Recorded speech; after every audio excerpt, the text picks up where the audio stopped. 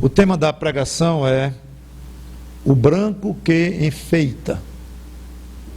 Vocês vão já entender. Levíticos capítulo 19, versículo 32.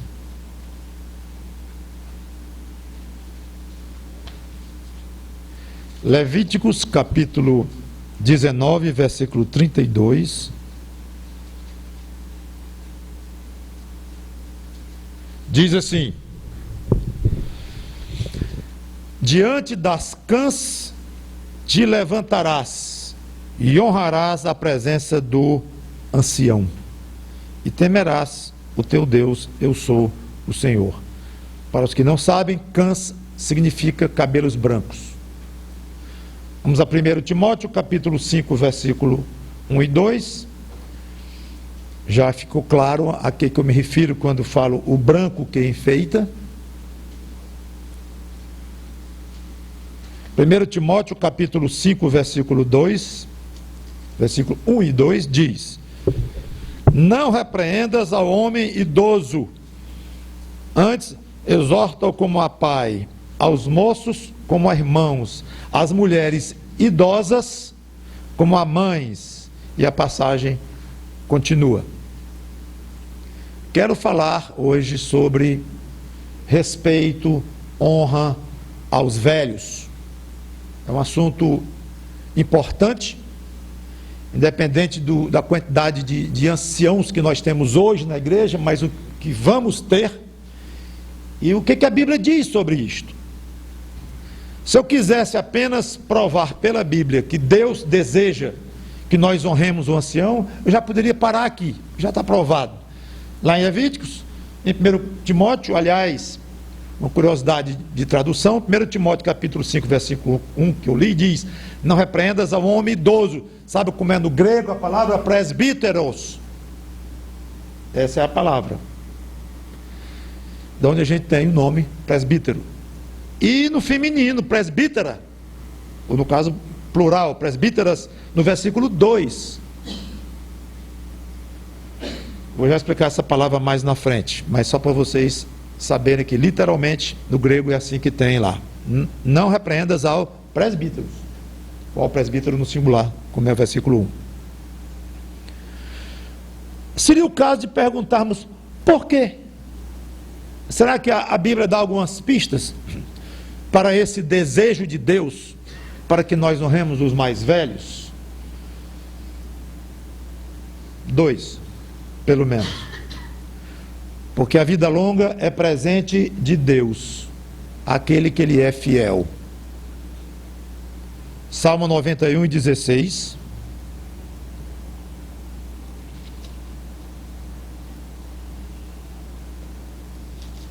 Diz assim: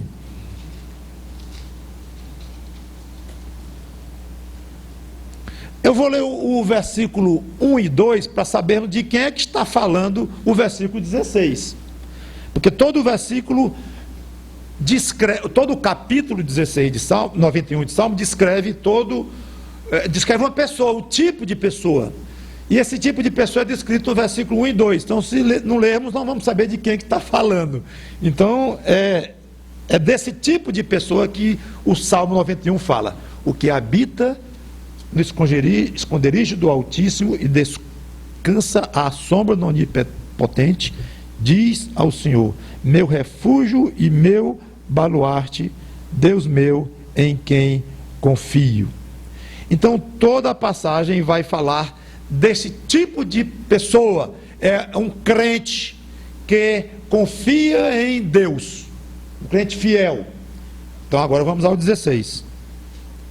Deus fala desta pessoa assim: saciá-lo-ei com longevidade e lhe mostrarei a minha salvação.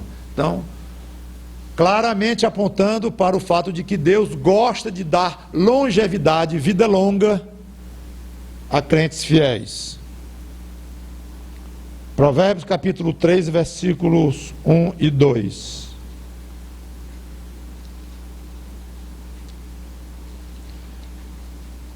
Provérbio 3, 1 e 2.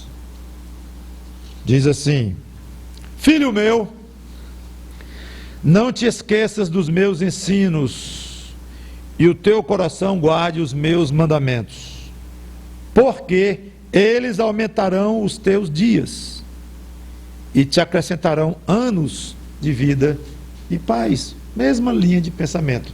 Algumas páginas à frente, capítulo 9 de Provérbios, versículos 10 e 11.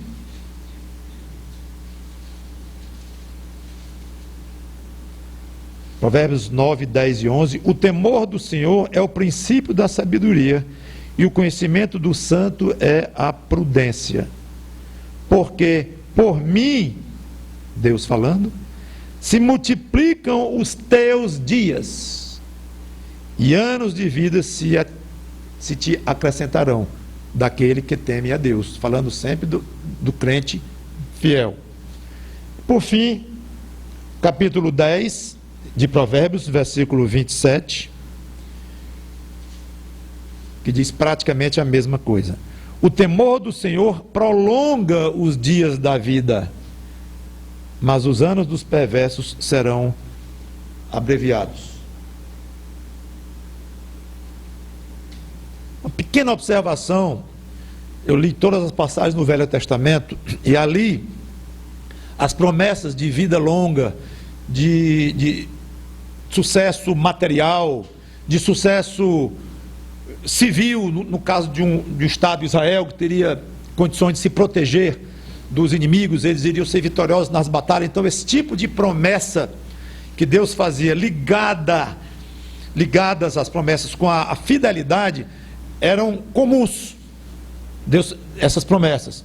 No Novo Testamento mudou um pouco, não é tão ligado à noção de fidelidade com vida longa, sucesso material, no caso de um país, segurança nacional, não é tão ligado, mas não desapareceu absolutamente. Então ainda é totalmente lícito nós pegarmos passagens assim e chegarmos à conclusão que Deus se agrada de dar vida longa a crentes fiéis. Talvez hoje eu não diria com tanta força como no tempo do Velho Testamento este princípio, mas ainda acho perfeitamente válido e lícito considerar isso um princípio bíblico. Agora, não significa que todo velho no mundo é fiel a Deus. Ali está um ancião de 95 anos de idade, então é claro que Deus se agradou dele e deu vida longa porque é uma pessoa fiel. Óbvio que não. Muitos velhos não creem nem em Deus. Então, não é o assunto. E também não quer dizer, não implica que todo crente que morre novo é porque foi infiel. Deus não se agradou dele, então levou logo. Absolutamente também não é de maneira alguma o que quer dizer isso. O que quer dizer é o que está escrito. O que está escrito, não devemos ir além nem a quem do que está escrito. O que está escrito o quê? Que uma das maneiras de Deus demonstrar agrado a um crente fiel é dando-lhe muitos anos de vida. Uma das maneiras. Outra maneira, eu vi um amigo crente que ficou viúvo com 30 e poucos anos, a mulher morreu de câncer aos 29. Aí ele disse, pois é, ela foi premiada, foi logo para casa. Uma outra forma de ver, também correta. Então tem várias maneiras de Deus mostrar agrado a um filho. Uma delas é dando vida longa. É mais ou menos como se chegar à velhice fosse um presente de Deus a um crente fiel. Então vem a minha primeira resposta. Por que nós devemos honrar os velhos? Ora, se Deus honra, se Deus prestigia o ancião, especialmente e objetivamente o que lhe é fiel, e Deus se alegra nele a ponto de recompensá-lo com muitos anos de vida, a fidelidade dele, desse velho, porque nós não faríamos assim? Então é uma resposta muito óbvia até. Se Deus dá de presente, Deus se agrada, porque nós não iríamos honrar a quem Deus quer prestigiar.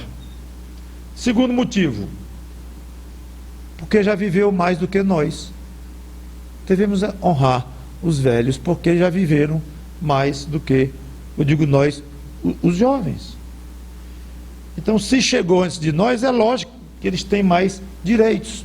Você chega numa fila, quer dizer, aquele camarada ali está na minha frente, tem 20 entre eles. Claro, ele chegou primeiro, tem direito. Você vai escolher o lugar no avião, diz, não, eu quero é esse lugar aqui. Meu amigo, esse lugar está ocupado.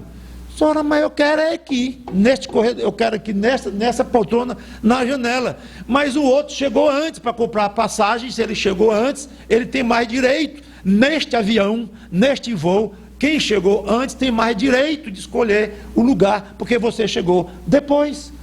É óbvio. Então, o ancião chegou aqui no mundo primeiro do que nós. Então, é razoável nós acharmos que ele tem mais direito de ser honrado, de ter mais privilégios. Aliás, a própria lei está começando a reconhecer isso com estacionamentos aí e filas de banco, essas coisas.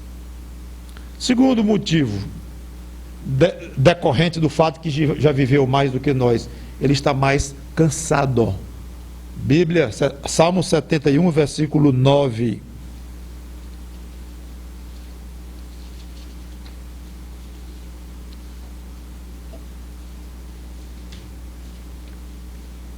Salmo 71, versículo 9.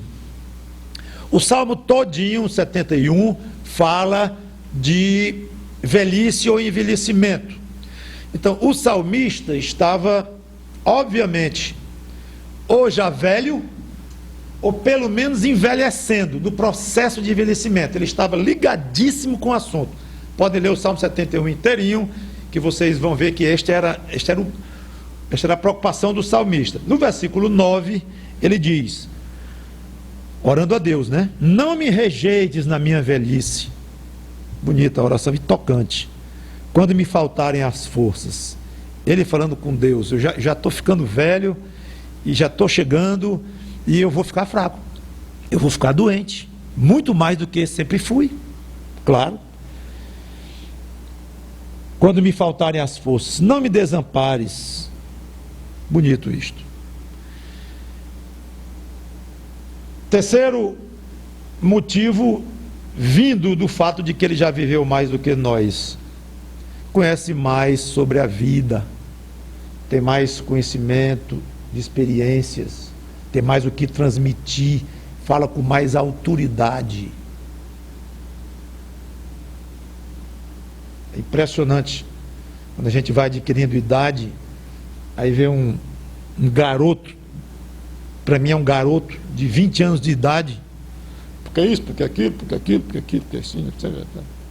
A gente olha, coitadinho, ainda vai quebrar tanta cara, e fala com autoridade de 20 anos, acha que já conhece tudo, e só a idade automaticamente, naturalmente vai trazendo essa noção de que a perspectiva da vida é tão diferente do que alguém que viu apenas 10 anos de vida, 15, 20.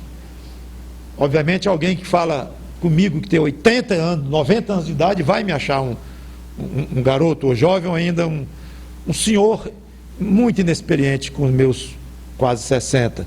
Claro que isso é relativo.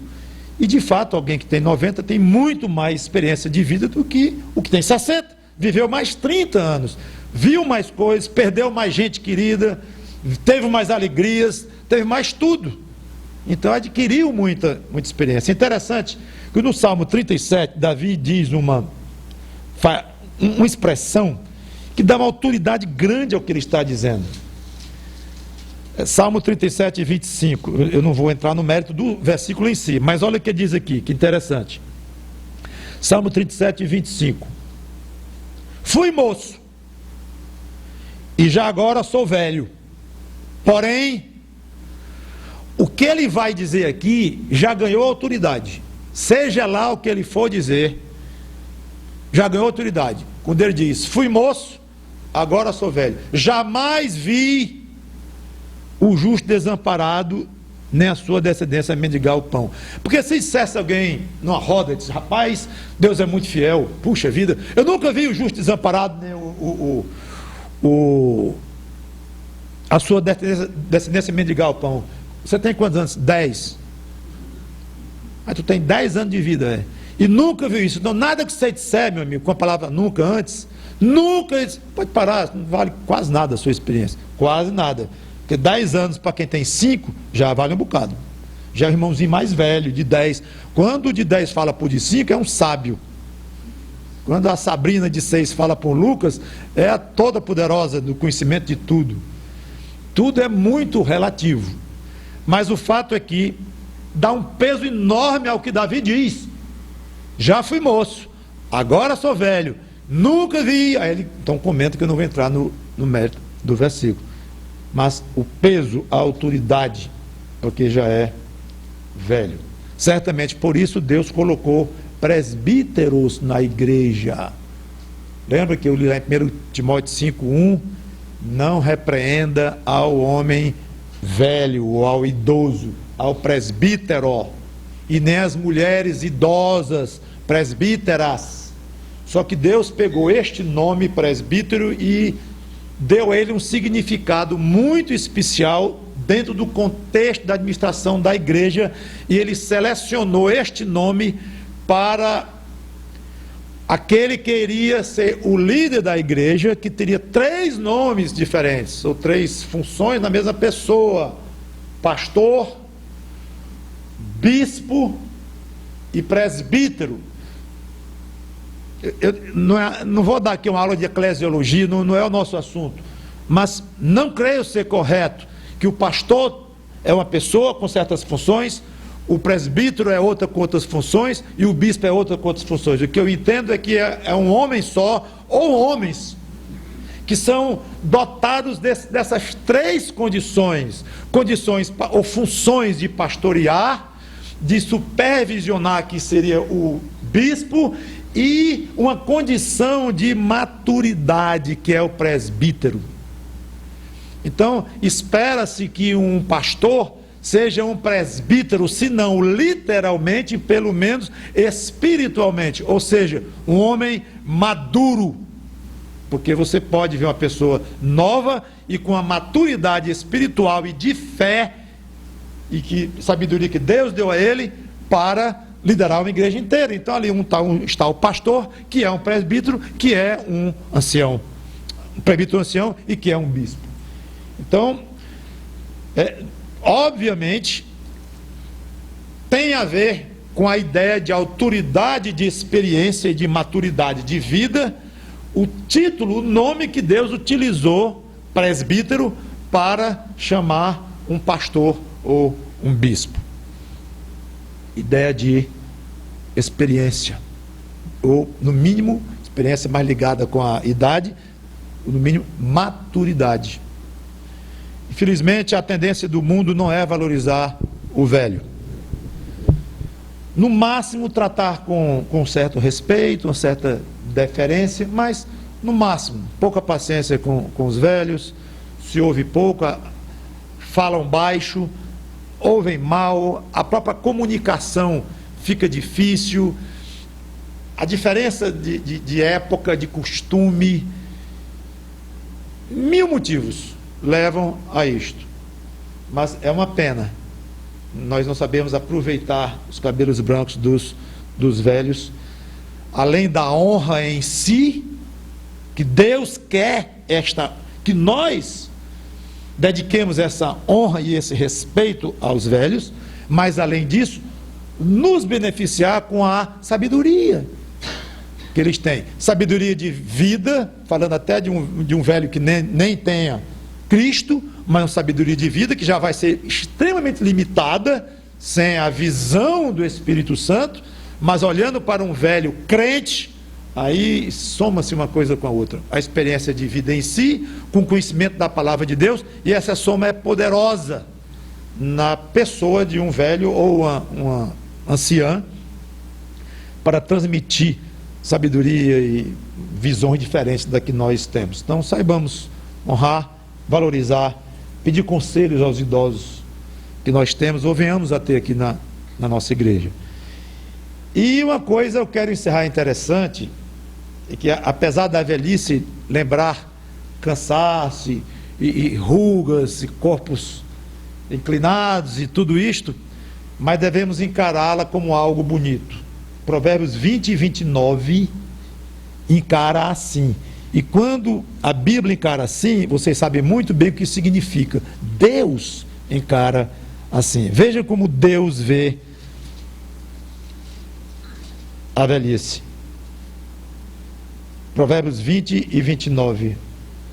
O ornato dos jovens, ornato é enfeite, ornamento, uma coisa que dá beleza. O ornato dos jovens é a sua força, e a beleza dos velhos são os seus cabelos brancos. A beleza é assim que Deus vê. Por que nós não vamos ver? Cabelos brancos que ajudam a enfeitar a igreja, por isso aí o título, o branco que enfeita. Graças a Deus pelos conselhos que nós temos na Bíblia. Me lembro que minha avó dizia muito que às vezes eu, brincalhão e alguns netos, brincávamos com a velhice dela. A avó já está velha, não sei o quê. Ela ria e dizia assim: para lá tu vai. Então ela já passou, já pegou o seu câncer, já morreu com quase 90 anos, e para lá eu estou indo. Ela tem razão. E vocês também. E todos nós estamos indo. Então, no mínimo, pensar nisso. Quando olhar um velhinho, uma velhinha, pensar, merece honra, merece respeito, por vários motivos, como já coloquei. Deus quer que nós dediquemos esses respeitos e essas homenagens a eles, e eu próprio, um dia vou ser assim, se Deus não me levar antes. Vamos orar.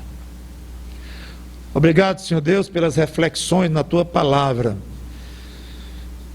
Como as pessoas perdem ao não abrir a Tua Bíblia e estudar um pouco sobre assuntos dos mais variados da vida.